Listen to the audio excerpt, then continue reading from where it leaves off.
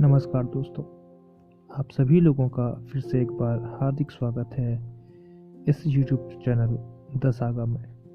हम लेकर आए हैं आज एक और कहानी महात्मा बुद्ध से संबंधित। वो कहानियाँ जो आपको अपने जीवन में सद्मार्ग और सद्बुद्धि देती हैं।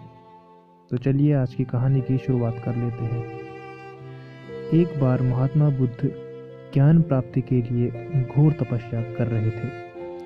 उन्होंने अपने शरीर को काफ़ी कष्ट दिया, घने जंगलों में कड़ी साधना की, पर आत्मज्ञान की प्राप्ति नहीं हुई। एक दिन निराश होकर बुद्ध सोचने लगे, मैंने अभी तक कुछ भी प्राप्त नहीं किया, अब आगे क्या कर पाऊंगा। निराशा और अविश्वास के इन नकारात्मक भावों ने उन्हें क्षुब्ध कर दिया।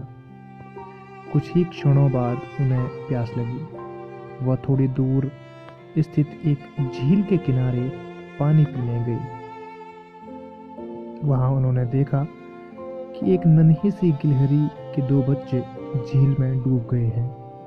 पहले तो वह गिलहरी जड़वत यानी कि स्थिर बैठी रही, फिर कुछ देर बाद उठकर झील के पास गई, अपना सारा शरीर झील के पानी में भिगोया और फिर बाहर आकर पानी झाड़ने लगी। वह ऐसा बार बार करने लगी। बुद्ध सोचने लगे, इस गिलहरी का प्रयास कितना मूर्खतापूर्ण है। क्या यह इस तरह से कभी इस झील को सुखा सकेगी? किंतु गिलहरी का प्रयास लगातार जारी रहा।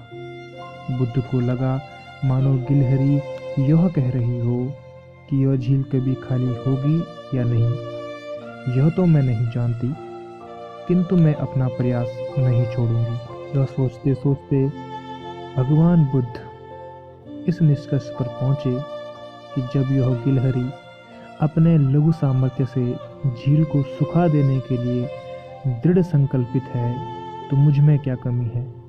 मैं तो फिर भी एक मनुष्य हूँ जिसको भगवान ने सर्वोपरि मस्तिष्क तथा सोचने की क्षमता दी है। मैं तो इससे 1000 गुना अधिक क्षमता रखता हूँ। यह सोचकर गौतम बुद्ध ने सबसे पहले गिलहरी के 2 डूबते हुए बच्चों को बचाया तथा पुनः अपनी साधना में लग गए।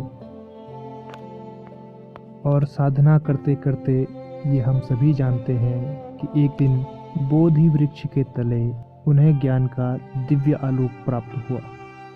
तो दोस्तों, ये थी हमारी आज की कहानी और इस कहानी से हमें 2 चीज़ें सीखने को मिली। दोस्तों, यह ज़रूरी नहीं कि आप केवल 2 ही चीज़ें सीखो, बल्कि ज़रूरी यह है कि आप जितनी चीज़ें किसी कहानी से सीख सकते हो तो आप अवश्य सीखें। मेरी नज़र में 2 सीख ये हैं। पहला तो ये कि अपना प्रयास कभी भी विफल नहीं जाता है। वह प्रयास जो आपने अपने मन लगा के किया है, वह प्रयास एक दिन अवश्य पूरा होता है।